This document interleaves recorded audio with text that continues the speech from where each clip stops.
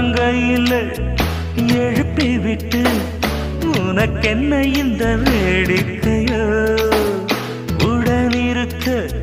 மழுப்பி விட்டு மறுப்பதுவும் வாடிக்கையோ